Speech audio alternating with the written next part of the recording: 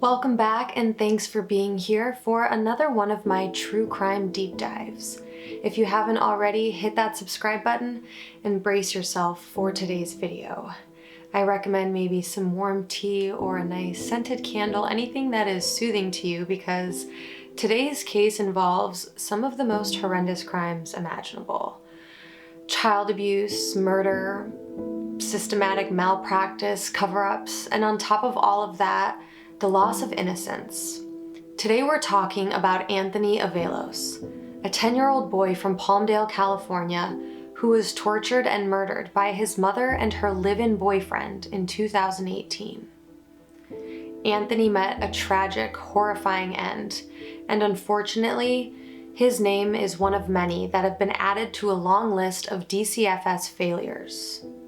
But Anthony's death in particular highlights the deadly missteps of some of the same child welfare agencies that also failed Gabriel Fernandez and Noah Quattro, two boys who we've talked about on this channel before. Netflix even spotlighted Gabriel's story in a limited series that focused on the horrors of child abuse. The documentary revealed shameful child welfare mishandlings that took place in the Palmdale, California area. And we've talked about these cases before, so I won't go into any more detail about Gabriel Fernandez right now, but that name is definitely going to come up again in this video because Anthony Avalos had contact with some of the same social workers and institutions that failed Gabriel. Anthony Avalos, Gabriel Fernandez, and Noah Quattro all lived in the North LA area of Palmdale. They all had extensive contact with DCFS, and in the last decade, all three lost their lives at the hands of parents. Given that these cases all occurred so close locally, with all of the media attention, the public uproar, the internal investigations, and grand jury proceedings, how can these DCFS agencies keep making the same mistakes? How can these individual social workers who are responsible for the safety of children and the investigation of families keep claiming to be ignorant about textbook signs of abuse, neglect, and coercion? How can this all keep happening? This case is a clear indication that the system is broken. And while not all child welfare agencies around the country or even around the world are guilty of the level of misconduct that we're going to see in this case is strong evidence that there needs to be more checks and balances in the child welfare system. It's unsettling and completely unacceptable that these social workers and child welfare agencies are passively involved in the deaths of multiple children, and the lack of immediate reform within those departments inspires little faith in their capabilities in the future. So while the Anthony Avalos case is upsetting and shocking, I want to assure everyone that this is not a platform that sensationalizes true crime stories or social issues. I'll deliver the facts of this case objectively, inserting my own commentary and opinions because yes, this is my YouTube channel. Since the details of Anthony's case are disturbing, I will be censoring out some of the more explicit material because it's hard to bring myself to really talk about it, but you guys will get the full gist of everything that happened here. I promise to maintain the integrity of his story, the dignity of all the victims. So without any further delay, let's dive deep into today's case.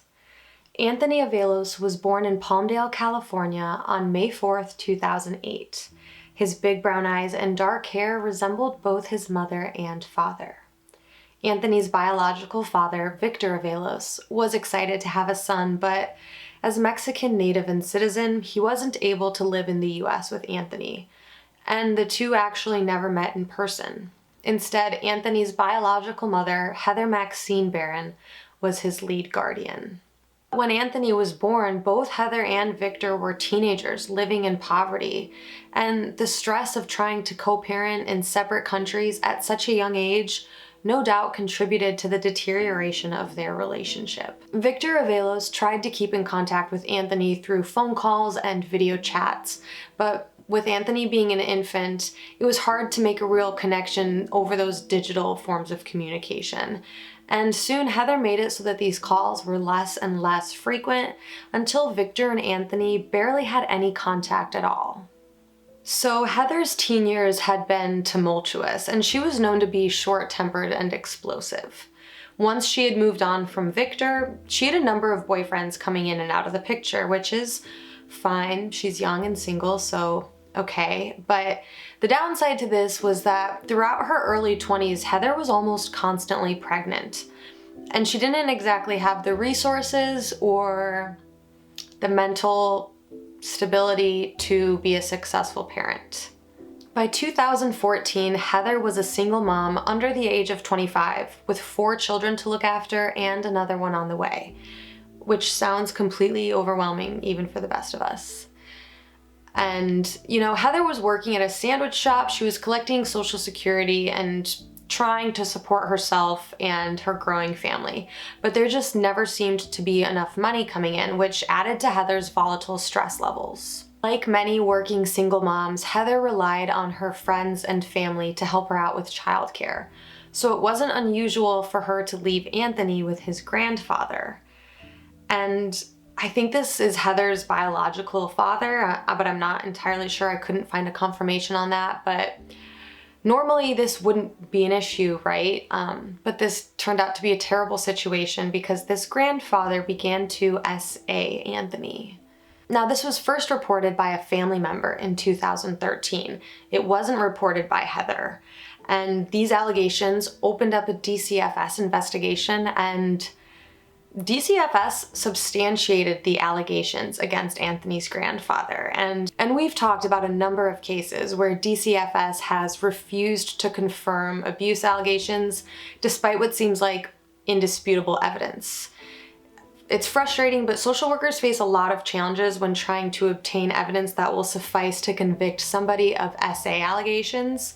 It feels rare that they close these cases confirming abuse allegations. So the fact that they deemed these allegations against Anthony's grandfather to be true means they found some pretty undeniable, explicit evidence against him. So, in my opinion, the logical next step after confirming allegations of SA on a child would be to take this information to the police, press charges, do something. You'd think, right? But no.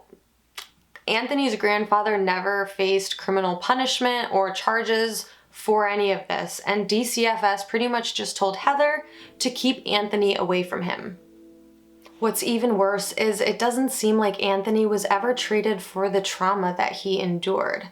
When something like this happens to a child, they need support, usually professional support, to help them recover and overcome PTSD or whatever other behavioral issues manifest as a result of that trauma. And it doesn't look like they mandated therapy or counseling or anything for Anthony. They just closed the case and moved on without even a follow-up to see how this poor boy was doing. So that, to me, is a huge oversight. And while I get that at this point they trusted Heather to do what was best for her kids, but boy, was that a mistake too. While it's not clear if Anthony saw his grandfather after this, it is clear that he would go on to suffer more abuse. In 2014, another DCFS report came in concerning abuse and neglect within Heather's home. This report alleged that Heather was hitting the kids, swearing at them, withholding food, and locking them in a dark room for hours at a time. This report actually came from a therapist who was treating one of Anthony's aunts. In a session with her therapist, who was a mandated reporter, Anthony's aunt talked about witnessing Heather abuse her kids. And she also told the therapist about behaviors Anthony was exhibiting that made her fearful about what else was going on in the house. So DCFS opens a new investigation, and this one is headed by Mark Millman. And remember that name because we're going to talk a lot more about this guy. And actually, there are a lot more players, a lot more social workers, counselors, and other people that are important in this case that I will introduce as they come up. But I want to remind everyone that while Mark Millman is the head of this investigation, he's overseeing this case, there are a number of emergency response social workers that came in to investigate various abuse reports. So all of that information was still sent back to Mark Millman, the case manager of all of this. So in the early parts of this 2014 investigation, Anthony was interviewed, and being about 6 years old at this time, he could confidently confirm these abuse allegations and even detail them in his own words. Investigators also visited Anthony at his school, where they learned that he was displaying some disturbing behaviors, no doubt as a result of that SA that he endured at the hands of his grandfather that went untreated. So he was being inappropriate in the classroom and on the playground, and he was having major difficulties regulating his emotions. And this is so heartbreaking, and I'm not even surprised, because that kind of trauma has such a profound effect on a child, on anybody. Children respond to abuse in so many different ways. So I know that Anthony, as a 6-year-old, wasn't acting inappropriately because he was malicious or some twisted bully. It was obviously a reaction to the abuse. He was hurt, he was traumatized, and the adults in his life were not helping him get through this. And I'm not going to elaborate on Anthony's inappropriate behavior, just know that it wasn't his fault. He was still an innocent, loving child who was generally caring and mindful. So as this 2014 investigation progressed, no real interventions took place. And personally, I would have liked to see mandatory counseling for that entire family, specifically Anthony, so that he could overcome that SA. But also the other kids probably would have benefited from counseling, and Heather definitely would have as well. The early parts of the investigation did find, however, that there was evidence that Heather was neglecting the children. She wasn't feeding them enough, and the conditions in the home just weren't where they should be. When presented with these findings, Heather admitted to being very overwhelmed, but she also said that she was willing to work with DCFS to become a better parent. And DCFS loves to hear this, so they were willing to work with her. So as their next step in their oversight of this family, DCFS referred Heather to a voluntary family maintenance program that would be able to help her gain parenting skills and offer healthy outlets to the kids. So while this 2014 case is not closed, this was a way for DCFS to get Heather and the kids some help without separating the family. This program was specifically designed for low-risk families to help them gain better parenting and lifestyle skills.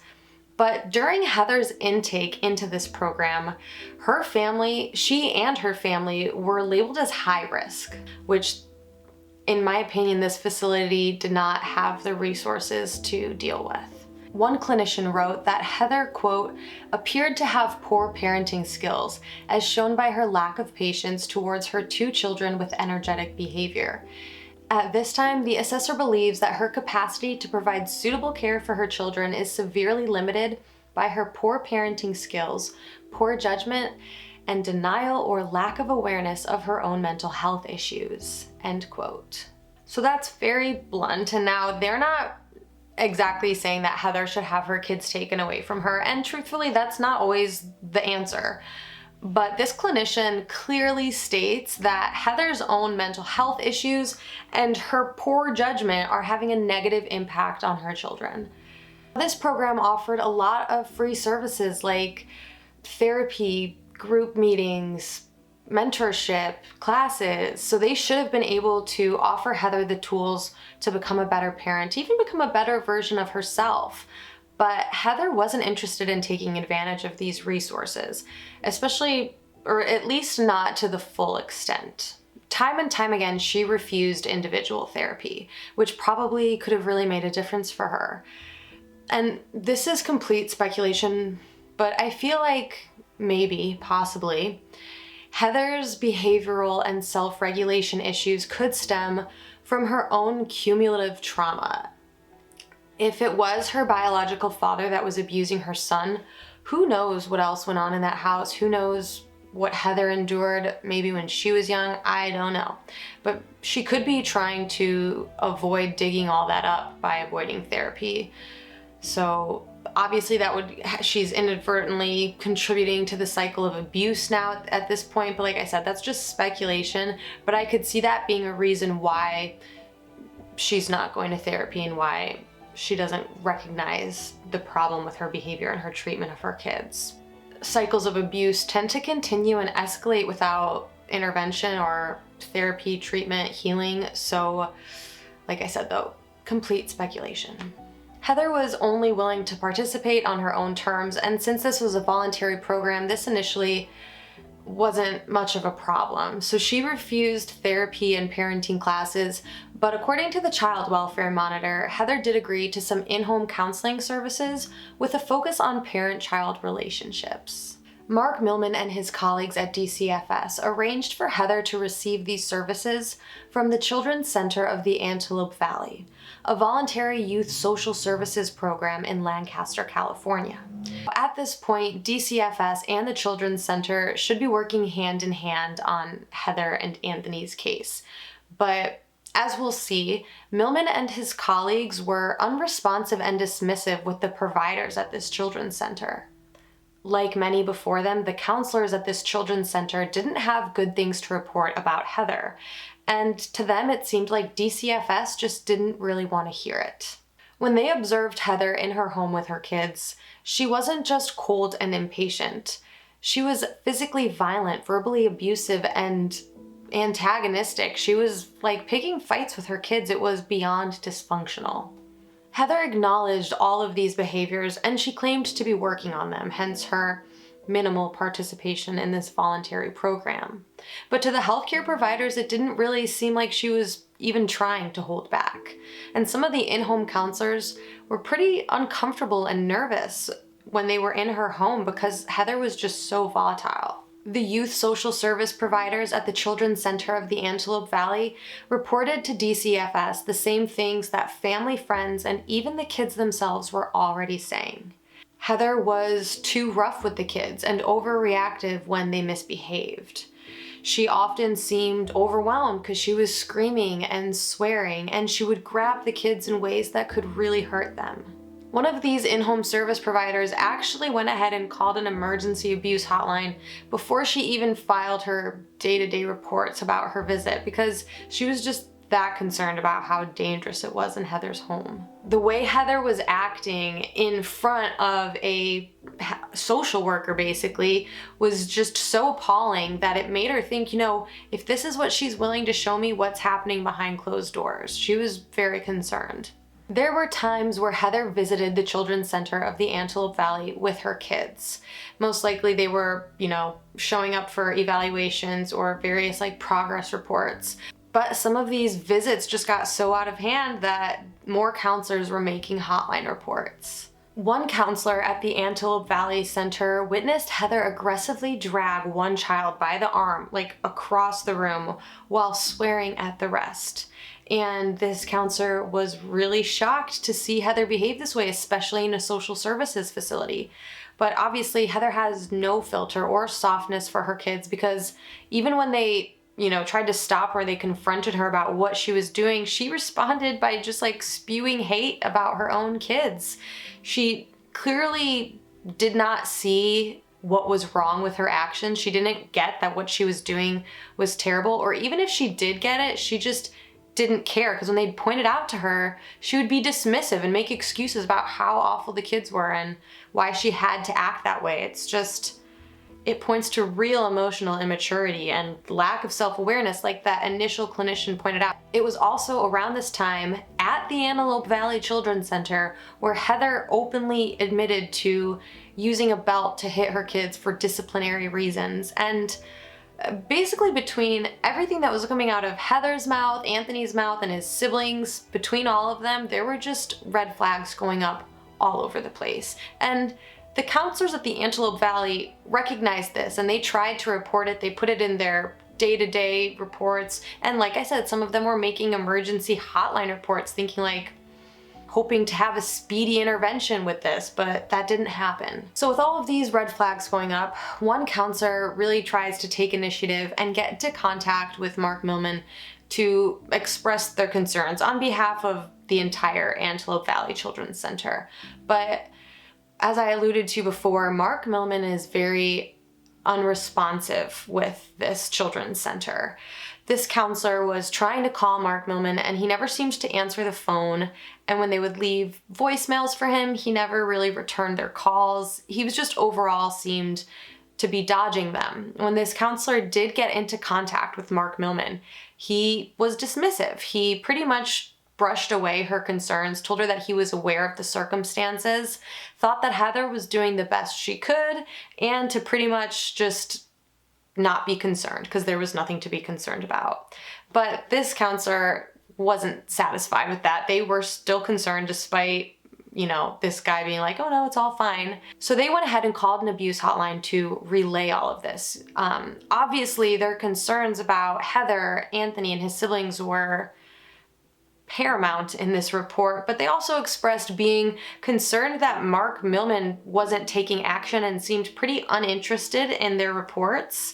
So it was concerning on multiple levels. If the case manager, who's supposed to be the one to take intervention, isn't doing anything, not concerned, but also not closing the case, there's an issue with that. But still, the DCFS emergency response social worker, whose job it was to follow up on this report, pretty much just told this counselor the same thing that Mark Millman said. He was like, don't worry, it's all fine. This 2014 investigation is trash. A terrible example of how to handle child welfare cases. Not long after this, another employee of the Children's Center of the Antelope Valley called DCFS to report that they'd overheard the children talking about their beatings, talking about being hit by Heather. At this time, Heather was also overheard telling the kids something along the lines of, don't think I won't whoop your ass just because so-and-so's here. So obviously this language is completely inappropriate and parents shouldn't be threatening or intimidating their children, let alone actually harming them. So yet another hotline report is made highlighting Heather's temper and aggression towards her children.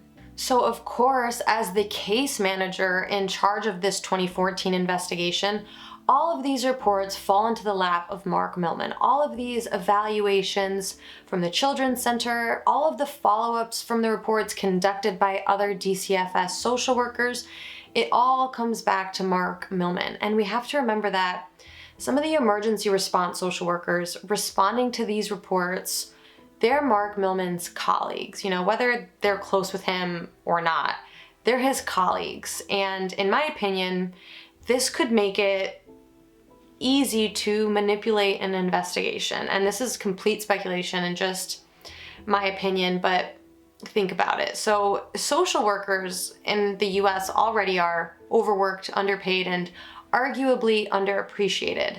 And this could facilitate a workplace culture where employees who are already on the verge of burnout may cut corners, help each other out to make their job easier, and if necessary, overlook or invalidate reports that could just make things more complicated. I don't think it's too far-fetched to think that something along those lines could have transpired. Overall, there are not enough checks and balances here, which points to a major flaw in the system and another reason why it needs to be reformed. At this point, it seems like DCFS just didn't have a lot of concern for Anthony or his siblings, or Heather for that matter, who at this point there was probably still hope for her. I mean, yeah, she's already, admitted to abusing her children, but as a young, stressed out mother, there was probably hope for rehabilitation to help get her on the right path, but they weren't being strict enough with it. They weren't enforcing any of this, and there was no legal follow through. And with Mark Millman being so absent in all of this and so unconcerned, a lot of the healthcare providers at the Antelope Valley were really frustrated and, felt like they couldn't make any progress with her. In yet another hotline report, a therapist at the Antelope Valley observed that Heather was angrier and more aggressive than ever after the birth of her 5th child. She was calling the other kids names like punk and bitch and self-admitting to more aggressive behavior like shoving them, yanking them, pulling them. She was very open about it. She wasn't hiding any of this. So none of the 2014 hotline reports, in-home service reports, or professional evaluations were enough for Millman to initiate a legal intervention on behalf of DCFS. And let's talk about that real quick. In America, separating children and families is the last resort. So if we don't want to do that, what can we do before we get to that point? You know, Heather is voluntarily participating in DCFS programs, somewhat, but she's still admitting to physically abusing her kids and the behavior is escalating. So the last thing we want to do here is close the case. And if we also don't want to separate the family, is it possible that Mark Millman could have done more? I mean, I get that hindsight is 2020. It's easier for me to sit here and look at all this information and say that's what you should have done. But could Millman have taken a more proactive role in Heather's rehabilitation? Could he have worked more congruently with Heather and the counselors to really make her understand and drive home the damage, danger, and legal liability that her actions carry? He probably could have done all of this quite easily, and he should have. But he didn't. None of that happened. And rather than really taking heed and buckling down, listening to what these counselors had to say, Millman removed the Children's Center of the Antelope Valley from the family's case entirely, and he procured the services of a new program, Hathaway Sycamore's Child and Family Services. Now this is super sketchy because right as Millman is getting pressured to intervene, he evades his responsibility by prolonging the investigation by bringing on a new youth social services program. So he's just buying himself time is what it seems like to me. This program, Hathaway Sycamore's Child and Family Services, has a history.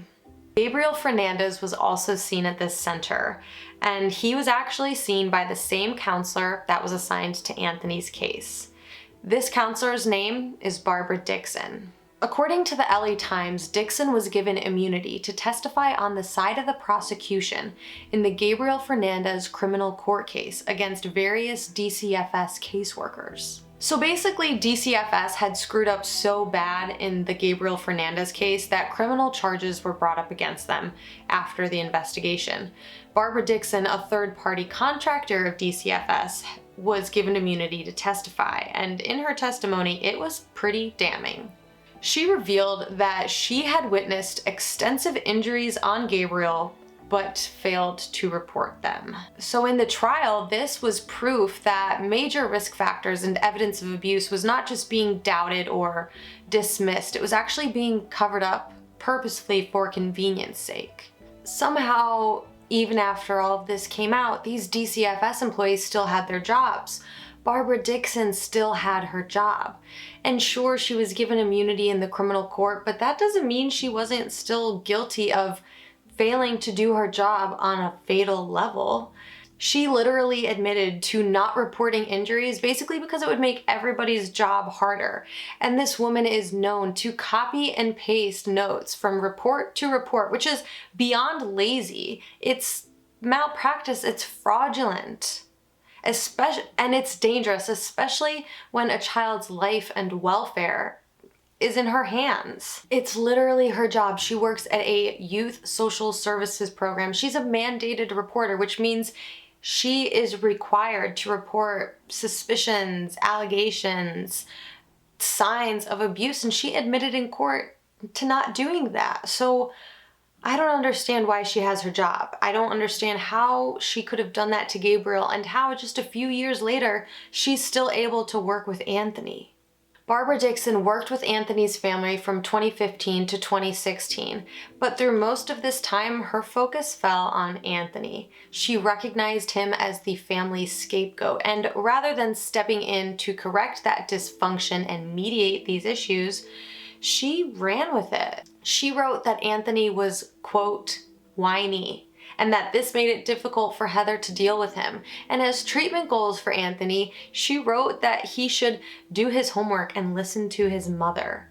She absolutely trivialized the abuse that was going on in this household, and those poor children were helpless. And no doubt, Anthony probably internalized some of what she was saying. This ongoing investigation that was opened in 2014, it goes on for 3 years. And by 2016, Heather has 6 children. Most sources say that it's around this time that Heather's brother introduces her to a man named Kareem Levia. And Heather and Kareem would go on to begin a romantic relationship that was fueled by domestic violence that extended to all of Heather's children. According to the LA Times, one of Heather's previous baby daddies reported to DCFS and police that Kareem Levia had abused his son. Now, this wasn't Anthony, this was one of his siblings. Heather's baby daddy claimed that Kareem Levia left bodily injuries on his son, injuries that were documented and confirmed by the police officer who took the report. Strange enough though, after police took this report, they never tried to contact Kareem, they never interviewed him, and DCFS didn't either. Once again, zero action is taken despite there being serious allegations and evidence of abuse. Now, it's well recognized that when a non-biological parent enters the home, the risk of abuse escalates for the children in those households. So suffice it to say, DCFS probably should have done a background check on Kareem, probably should have sat down and interviewed him because they knew he was living in this house and they had allegations on file claiming that he was abusing them, and Heather herself told her caseworker that he was abusing them all. So why didn't anybody try to make contact with Kareem? Why? This is more negligence that leads to tragedy. And side note, the sheriff's deputy that was supposed to follow up and investigate the report, who did not do that, apparently, according to the LA Times, he had previously been disciplined for negligence, failing to follow up on child abuse cases in the past. So the extent of the failures here just seems never-ending. Sorry for the quick costume change. I was not able to finish filming on the original day that I started, but we're gonna jump right back into it. I know I've been talking a lot about Anthony's family, his mother, and the DCFS case and all of the social workers and stuff, but this is all just a way to capture the full extent of what happened to Anthony and how and why he was failed. By 2015, Anthony was a promising student, a budding track star, and clearly ahead of his peers in emotional maturity, for better or for worse. He was enrolled in Lincoln Elementary, where his teachers easily fell in love with him, describing him as quiet but friendly. A lot of the adults around Anthony, including some of his teachers, interpreted his quietness as thoughtfulness, but it kind of also worried them. There would be times where Anthony would casually reveal some of the abuse that he endured at home, and this would shock the teachers that heard. He would just say it really matter of fact because it was his normal, but the teachers were obviously stunned. He told one teacher about getting locked away in the dark room, about being hit, and also about a punishment called the captain's chair, which is basically like a wall sit, think with your back up against the wall in a squatting position with your arms out in front of you so your body's in the shape of a chair. It's an endurance exercise if you're a responsible, consenting adult doing it for fitness, but when you are doing that to a child as punishment pretty much until their body gives out, that's abuse. So Anthony and his siblings are telling these stories to family members, teachers, pretty much anyone who will listen. And between 2014 and 2017, during that open investigation with DCFS, there were at least 13 emergency hotline reports that came in concerning abuse and neglect on Anthony and his siblings. In chronological order, these reports outline an escalation of neglect and abuse that gets significantly worse when Kareem enters the picture. He certainly took Heather's horrific parenting style to a whole new level. By 2016, at which point Heather's been dating Kareem, there are reports stemming from the kids' own accounts that not only are they being locked away in that dark room for hours at a time, but now when this is happening, they have no access to food or water, and they were being forced to urinate and soil themselves in this room because they didn't have access to a bathroom. Kareem and Heather threw dirty diapers at the kids. They called them demeaning names, and starving them was a regular occurrence. These children were being hit, pushed, yanked, like all of this left physical marks that didn't go unnoticed. And all of these reports and allegations were recorded and filed away and sent off to Mark Millman, who did nothing with them. I mean, and no one else at DCFS did either, so. Around this time in 2016, the kids are really being vocal. They're trying their best to advocate for themselves, and between Heather's family and her various baby daddies, she was really starting to face some opposition in her life. There was one altercation where one of Heather's baby daddies didn't want to go through with the arranged custody exchange. In fact, he outright refused to give his son back to Heather and Kareem. So the cops were called, reports were filed, it's sent off to DCFS.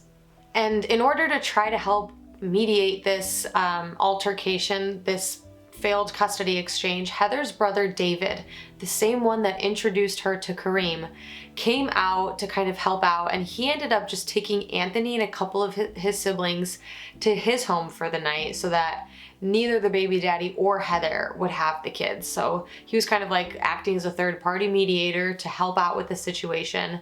That was the plan for now. There was a lot of stuff being said back and forth between this baby daddy, and accusations were flying, so it was just agreed that David would kind of take some of the kids for the night, and that's what happened. But after this altercation and the kids' overnight visit, it really opened David's eyes to how bad things were getting for Heather.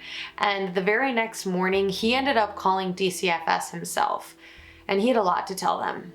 He tried to convey the seriousness of the situation and relayed to the person taking the report everything that the kids had told him overnight. And this was basically more horror stories about what Heather and Kareem were putting them through. And David also alleged to whoever was taking this report that Kareem was a member of the MS-13 gang. So I'm sure at this point, David is really regretting introducing this man to his sister.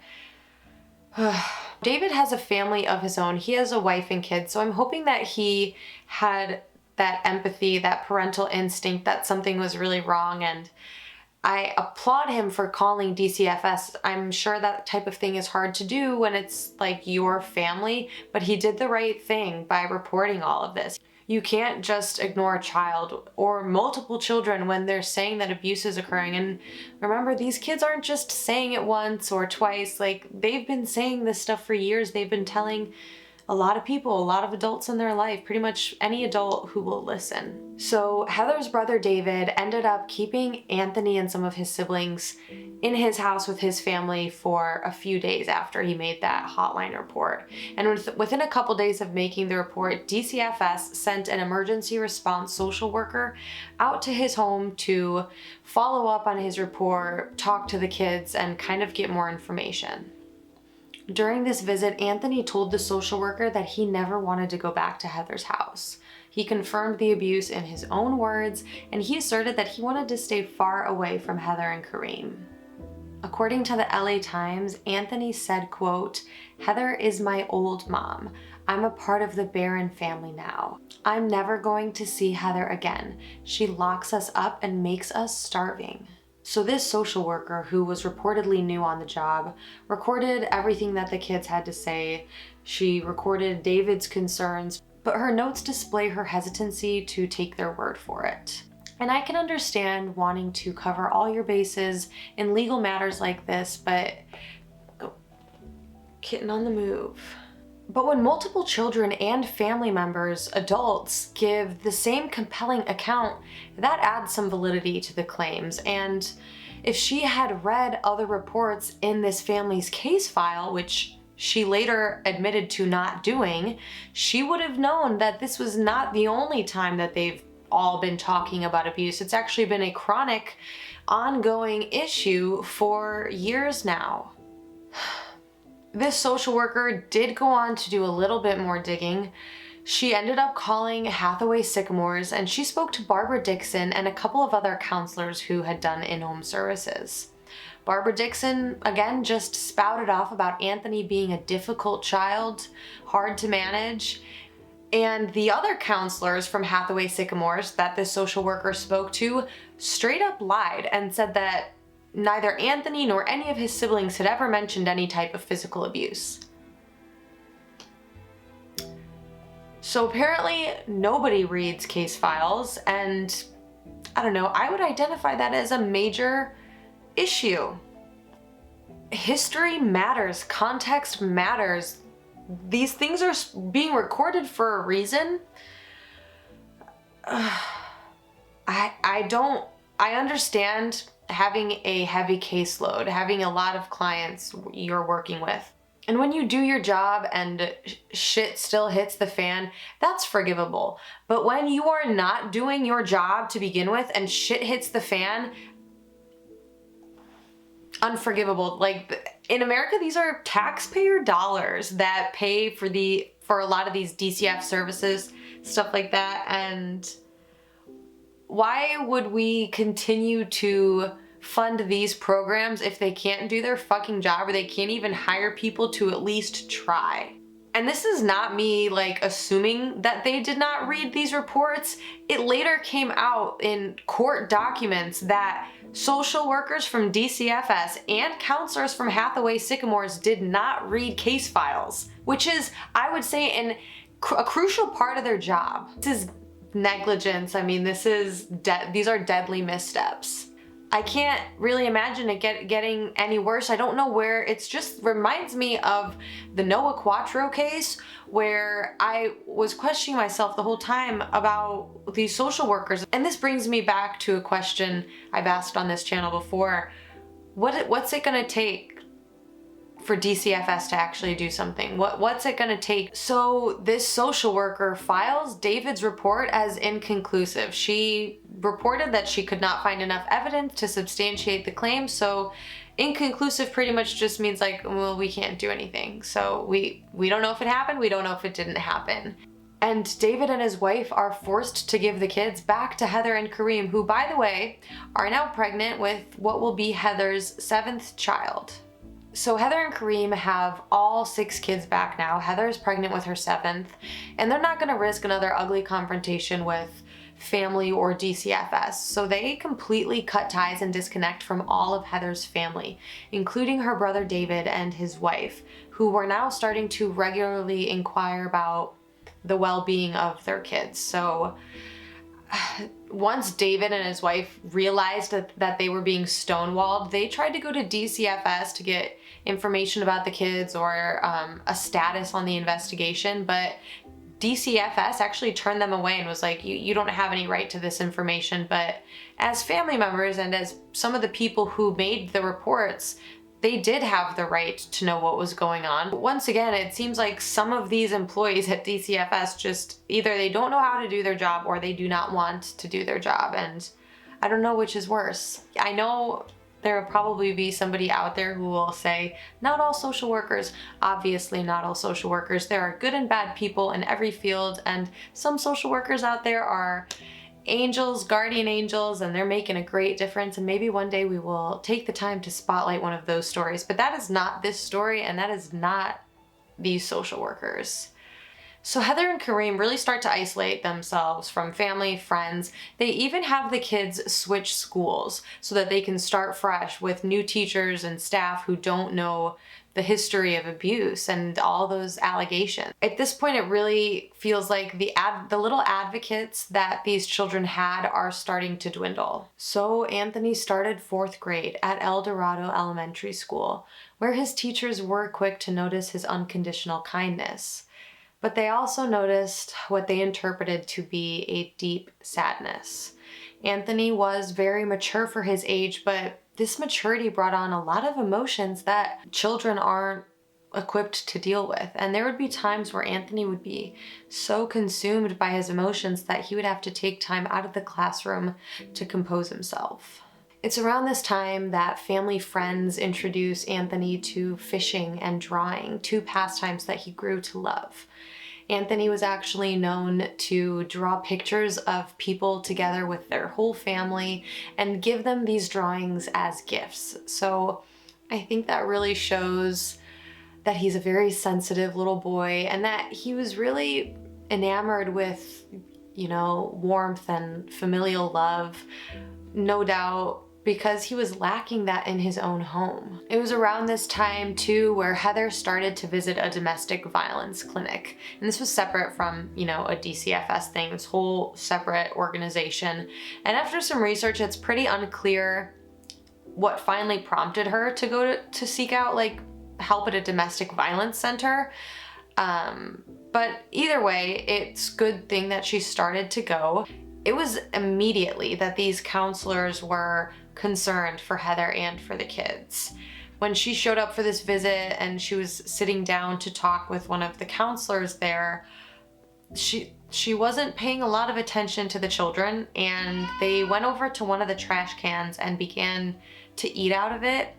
And this is a compulsive behavior that's seen in children and adults, usually who have been severely neglected and in most cases starved.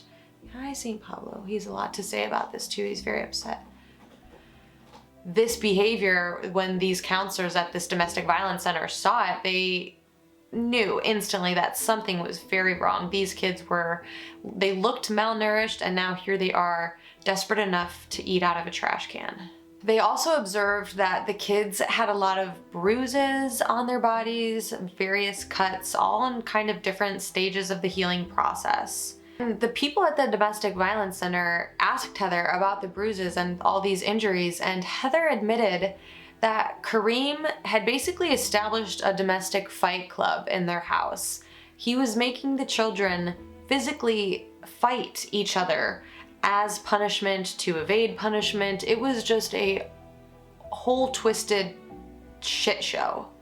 No surprise, the counselors at this domestic violence center immediately call an emergency abuse hotline. I mean, the stuff Heather's saying, the stuff the kids are doing, happening right before their eyes is jaw-dropping. It's terrible.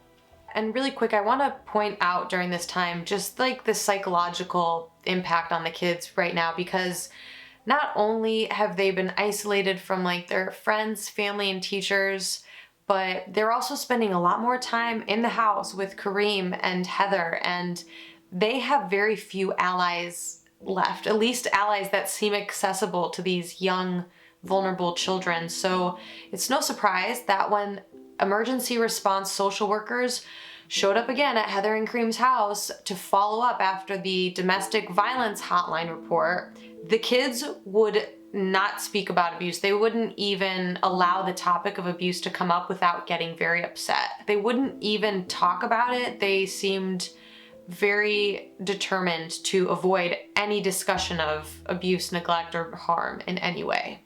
In fact, when the social worker brought up Kareem's name, the kids pretended that they didn't know who he was. They literally said, "Who is he? Who's he? We don't know who Kareem is."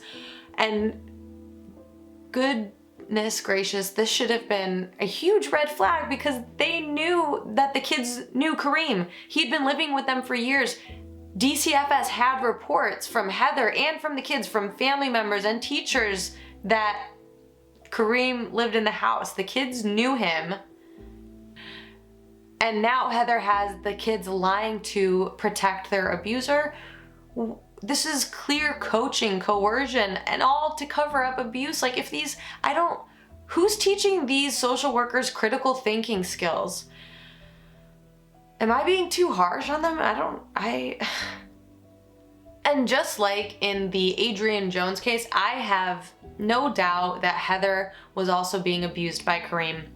It might have even been reciprocal, but it's unforgivable for her to coach her young children to cover up for the abuser. If she wants to cover up for the abuser, if she wants to endure the abuse at this point, she's a grown adult. She can make that decision. Might not be the right one, but she does not get to do that to her children. She doesn't get to. And the fact that she's doing it makes me have very little empathy for what she went through.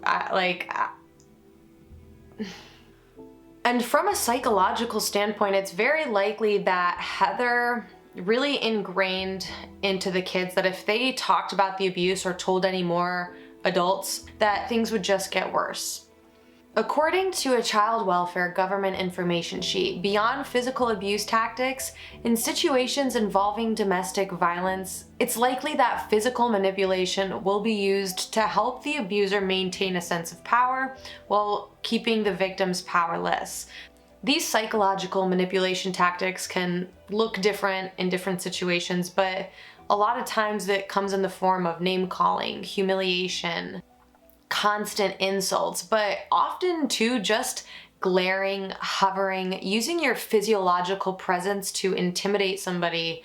So it's possible that Heather and Kareem were doing all of this in order to get the kids to recant their previous allegations and refrain from making more. Meanwhile, at DCFS, the family's investigation, their status now is being described as stable because the kids recanted all of the allegations of abuse. Now suddenly, oh, they've never been abused. So they're labeling their case as stable, which in my eyes, just because a kid recants the abuse does not mean that the situation is stable. If anything, it's just a convenient way for them to stop investigating.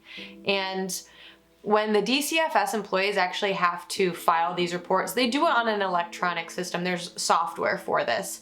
And they have to basically fill in the blanks with risk factors, like, are they being hit? Are they being fed? All these different risk factors. And once you fill in all those categories and input all of the information, this software is supposed to help assess the risk levels for these families. And time again, the reports regarding Anthony's family were coming back as high risk and extremely high risk. This software was even recommending to the social workers that they escalate this case to further intervention. And still, Mark Millman and his colleagues at DCFS did not do anything. They ignored this tool that was specifically designed to help them, maybe in areas where they would have a blind spot or a little bit of bias, but they ignored it. More oversight. But throughout 2017, this DCFS investigation into Anthony's family went pretty stale. There wasn't a lot of movement, and Anthony and his siblings were once again left to fend for themselves against both Heather and Kareem. Anthony finished 4th grade at El Dorado, having secured himself as one of his teacher's favorites. And on the last day of school, he gave her a farewell card where he wrote that he wished they could be best friends forever. Anthony and his siblings went on to endure another year at El Dorado Elementary School, with all of their teachers noticing bruises, hunger, and nervousness that persisted day after day. But everything would come to a climax in the early summer months of 2018. Anthony loved school, and I can't help but wonder if maybe he felt an extra sense of encouragement and safety being there with his teachers, being away from all of the domestic abuse. I wonder if being at school boosted his confidence and made him feel a little bit more comfortable.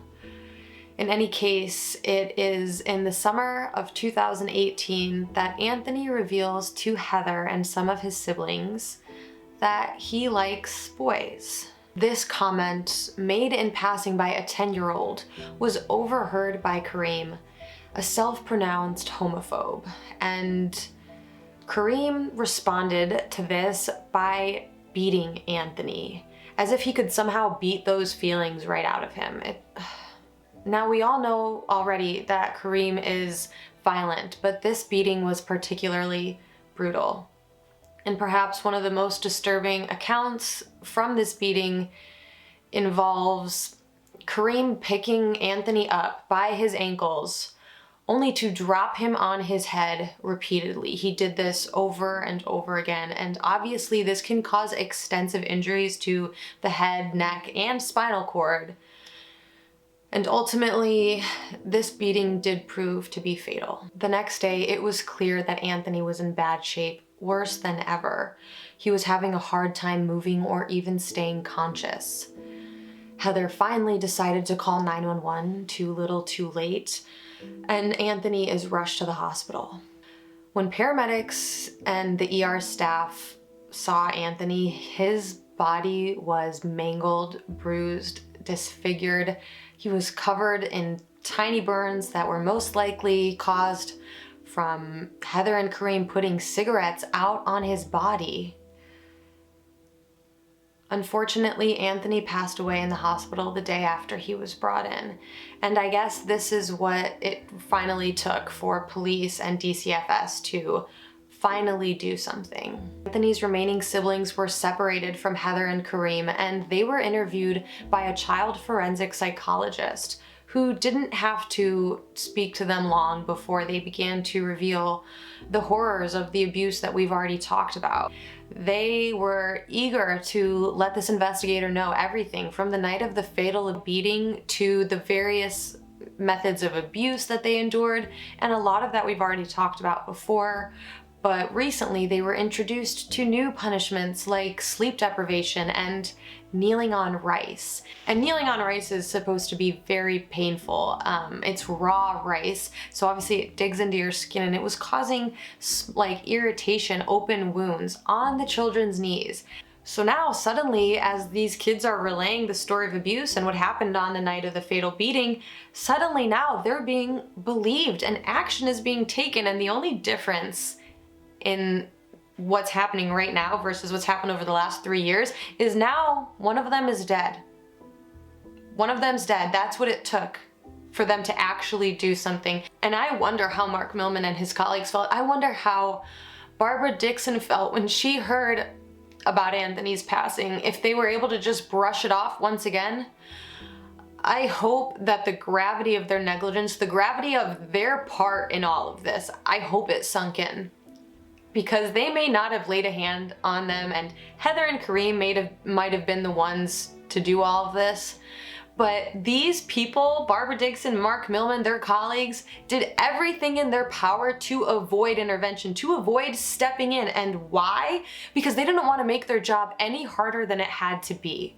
And I get that it's easy for me to sit here and with hindsight bias and say all of these things, but when we really look at the magnitude of the malpractice here, it feels criminal to me. Like I don't see how this is excusable, and having a heavy caseload or even an impossible caseload is not an excuse for this. This is, and I've seen a lot of articles on this case that say something along the lines of how Anthony's death ensured that his siblings could escape and go on and live a normal life, and that's one way to look at it. But Anthony deserved his own life. He deserved his own chance at escape. He wasn't born to become a martyr. He deserved more than that. And it wasn't Anthony's job to die for his siblings. It wasn't his job to get beaten to death so that they could escape to safety. It was the job of DCFS to protect them all. DCFS exists so that kids like Anthony don't have to die. Obviously, these DCFS employees and some of these counselors could not be bothered to do their job, but making Anthony out to be a hero for getting beaten to death is sick and wrong, and it allows the people like these social workers to evade responsibility that they need to own. I hope Anthony's siblings are doing well, but they are minors, so we don't have a lot of information on them, but hopefully they're at least getting treatment, therapy to help them overcome all of this trauma. Hopefully they're getting everything that Anthony didn't. Heather and Kareem were both charged with first-degree murder, and initially the death penalty was on the table, but this was later removed because a new DA took over the case, and he was quoted as saying like he didn't believe in the death penalty, even though I'm pretty sure it exists. He just might not agree with it. But Heather and Kareem were luckily indicted on that murder charge, and both of them faced life in prison without the possibility of parole. The Palmdale DCFS and the youth centers that were involved in Anthony's case were also investigated, and a full report was publicly released, basically exonerating them of all legal blame. The report did give recommendations about how to avoid this tragedy in the future, but these all seemed pretty trivial and obvious, including increased staffing and access to more medical examinations. The report concluded that even when concerns for the children's safety were brought up, Heather remained cooperative, and the case managers in charge said there was nothing to be concerned about. But how is that? Where's the logic in that? They had extensive injuries, all of them, throughout the years. There the kids themselves were reporting abuse, so were family members, so were teachers, so were healthcare providers. How is all of this nothing to be concerned about? I mean, it's one thing to exonerate these guys of legal blame. It's another thing to back everything they did and to say that they did nothing wrong. Just because Mark Millman or any other social worker says there's no reason to be concerned doesn't make it true. That's like the I believe or I feel it, so it must be true fallacy. There's no logic in that. You can't just assert something and make it be true, because when we look at all of this stuff, like one by one, all of these accounts, to me, an outsider, I'm concerned. I'm very concerned about it. And seeing what happened to Anthony proves that there was reason to be concerned. I wish they would just own up to that. The report also says that after the investigation, there were no findings of improper handling of this case. So let's review. We've got social workers who are not following up on reports with family members. They are not reading previous reports that are included in this case file. They are not completing their written reports, leaving really important sections of the report sheet blank. They're closing investigations prematurely, pretty much to reduce their own workload. How is any of that proper? A DCFS spokesperson did comment on some of those concerns that I just aired out. And the spokesperson basically said that they can't just fire these social workers because that would increase their turnover rate, which I get that, I do, and I sympathize with that. Being a social worker must be a very difficult job, and I don't think there are a lot of people who are jumping in line to get that position. And I am not necessarily even saying that these social workers need to face criminal punishment or something like that. And firing all of these DCFS employees may not even be the right answer, but there at least needs to be some type of disciplinary consequences. Otherwise, these employees, these social workers, are going to be reinforced that they can keep doing this, that they can get away with this. And this is unacceptable. I would say that reading case files is an essential part of the job description. You have to do that. So if they're not going to be firing these DCFS employees, there at least needs to be more training, reform those departments a bit, maybe even bring in third-party supervisors to make sure that not just the social workers, but the case managers are doing their jobs, utilizing the resources available to them, and going by the books, not ignoring assessments that come back as high risk. Please intervene. You know, there needs to be something done, action taken to prevent this, because if there's not, like I said, it's all just going to be reinforced that this is the new standard.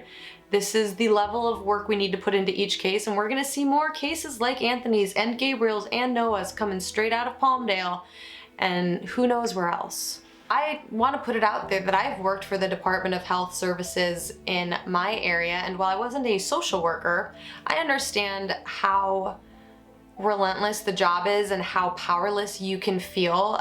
It's definitely overwhelming, but as a mandated reporter, I reported everything that I needed to. And you bet your butt that anything that stood out to me or anything that somebody reported to me that could be interpreted as abuse or neglect, I reported that. I did the necessary paperwork, and it was overwhelming and it was a lot and it took an emotional strain on me, but I did it. And I'm not saying that I'm any type of saint or anything. I'm just trying to say that it's doable, and not even just as a part of your job, but as an ally towards people who are disenfranchised, oppressed, mistreated. I don't understand how people like Barbara Dixon could purposefully not report something and feel okay about that morally, like on a conscious level. I said I'm not saying that I'm perfect. I just have a really hard time sympathizing with people who refuse to do their job when they have such an important job. The history of shady social work is a topic that I feel like I have utterly exhausted on this channel, but it's not going to change. It's not an issue that's going to resolve itself. Clearly, the system needs to be reformed, and I don't have all of the answers by any means, but I feel compelled to find them, to at least be involved in discussions in an effort to find those solutions. And I want to encourage everyone who's watching this to advocate for children in whatever way you can. Whether it's volunteering with a child advocacy group or going into a career field that supports children and families, there are ways we can all make a difference. And it might seem like a slow process, but at least we're working towards some type of change from this. And even just supporting the kids in your life is imperative. Kids need to know that there are people beyond their immediate family that love and care for them. They need to know that they have allies out there. And if you see parents who are struggling, remind them that there are resources designed to help them make their jobs a little bit easier. Gently point them in the direction of those resources, and I will include some in the description of this video. I know I have said it before and I will say it again, but do not be afraid to call an abuse hotline if you think that there's a child around you who's being abused. If you see something, report it. We would rather be safe than sorry, especially when we know the reality of cases like Anthony's.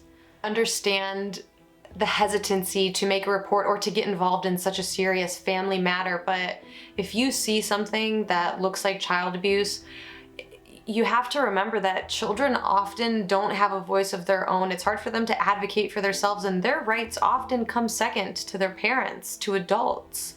So be a voice for them, help them. My goodness, thank you guys again for being here for one of these videos. I know they are a lot, trust me, they are a lot to just research and record. So thank you guys for being here, for supporting this channel. Please hit that subscribe button if you haven't already. Like this video and leave your comments below. Let me know what you guys thought of this case. I talked about a lot of issues that I believe are present in the child welfare system. Do you guys agree with that? Do you have opinions of your own? Share them in the comments. Let's have a discussion about this, a much needed discussion. All right, guys, take care of the people around you, look out for each other, be safe, be healthy, and I will see you in my next video.